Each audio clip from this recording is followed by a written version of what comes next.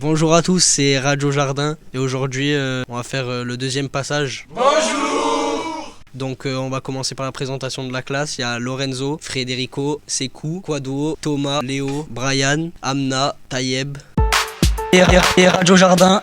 Mathias, Loris, Owen et on a un invité aujourd'hui un peu spécial parce qu'il fait un stage passerelle dans notre classe.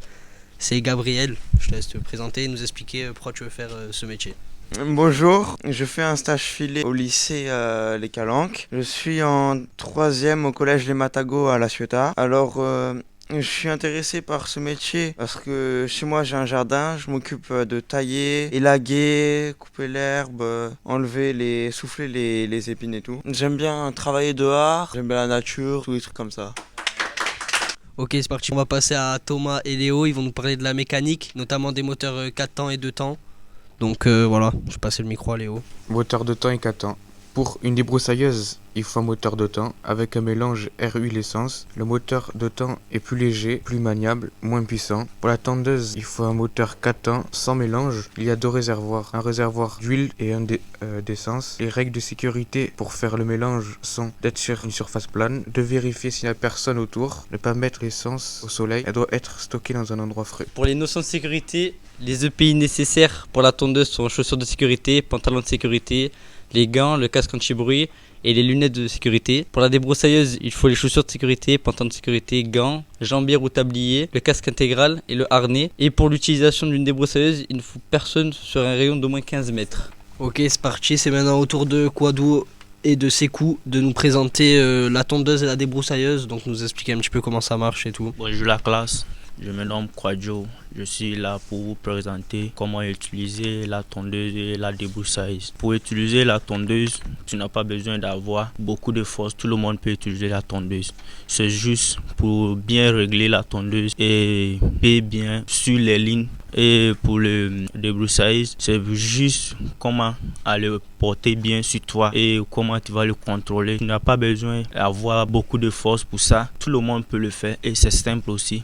Et c'est rapide à couper les herbes aussi. J'encourage tout le monde à le faire. Bonjour, je me nomme Sekou, élève du CAP au lycée des Calanques. Je viens pour parler de la débroussailleuse. Pour moi, j'ai aimé cette activité de débroussailleuse. Lors de cette machine, nous avons le droit de vérifier plusieurs éléments. Au niveau du démarrage, nous avons le niveau d'essence. Je n'ai pas eu la chance d'avoir utilisé la machine de débroussailleuse lors de mon premier stage. Mais à travers l'école, je commence à utiliser la débroussailleuse maintenant.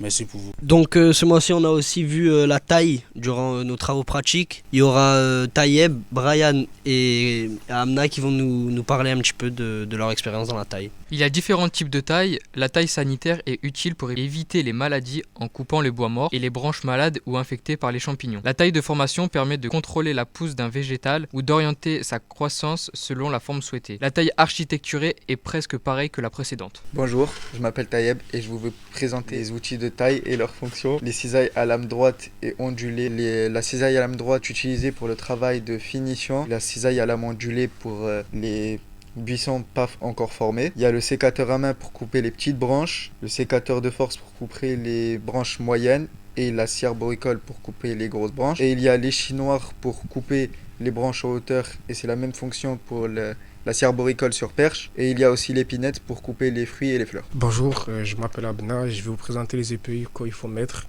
Il faut mettre des chaussures de sécurité, le pantalon de sécurité et les gants et les lunettes. Ok, maintenant on a l'avant-dernier groupe où il y aura Owen, Mathias et Loris. Ils vont nous parler de la maçonnerie paysagère, donc quelque chose qu'on a aussi vu ce mois-ci. Donc moi je me présente, je suis Claude Rowen et aujourd'hui je vais vous montrer comment on fait un muret de soutènement. Alors un muret de soutènement, il sert à retenir un talus et le stabiliser avec de la terre en pente. Il est fait de béton armé qui est composé de barres de fer et de béton. Alors moi c'est Mathias et je vais vous expliquer les étapes techniques d'un appareillage sur muret de soutènement. Alors on commence par la première étape, la préparation du mur avant la pose du parement. On doit nettoyer le mur avec une balayette ou un balai cantonnier. Ensuite on humidifie le mur avec un pulvérisateur ou une balayette et un seau d'eau. En deuxième étape on fait la préparation du mur avant la pose du parement. Alors tout d'abord à l'aide d'une auge, on va mettre 2 volumes de sable, ensuite un volume de ciment. Puis on ajoute assez d'eau pour que le gobchi soit assez liquide et le gobchi est terminé. Après avoir appliqué le gobchi et qu'il est sec, on peut effectuer un mortier de lissage pour que le mur soit lisse. Avant de poser le parement avec les pierres naturelles, on installe un lit de mortier avec un volume de ciment, 3 volumes de sable et un demi-volume d'eau. À 10 cm du mur, nous commençons à empiler nos barrettes en pierre naturelle, puis nous disposons notre mortier derrière. Ok, c'est parti, c'est maintenant au tour de Frédérico qui va un peu nous éclaircir sur le terrassement. Pour le terrassement, on prend une pelle, on enlève le gros tas de terre. Une fois que le tas de terre est enlevé, on prend le râteau et on enlève un peu la terre pour que ça soit droit. Une fois que c'est droit, avec le râteau, on fait des petits va-et-vient et pour que ça fait plus propre, on enlève les petits herbes plantées au sol avec une binette et une fois que c'est fini, on prend le souffleur et on souffle tout pour que ça soit propre. Voilà. Allez, on part sur le petit mot de la fin. C'est Lorenzo qui va le faire. Tiens Lorenzo. Ah, je suis nerveux en fait. Je dis quoi ce que j'ai aimé Ah non, ça va être chaud là. Bah ok, c'est bon, allez. Ce que j'ai aimé pendant ce mois, c'est faire de la tondeuse. Et voilà. C'était Radio Jardin, merci beaucoup de nous avoir écoutés. À la prochaine pour le mois de février. Et Radio Jardin.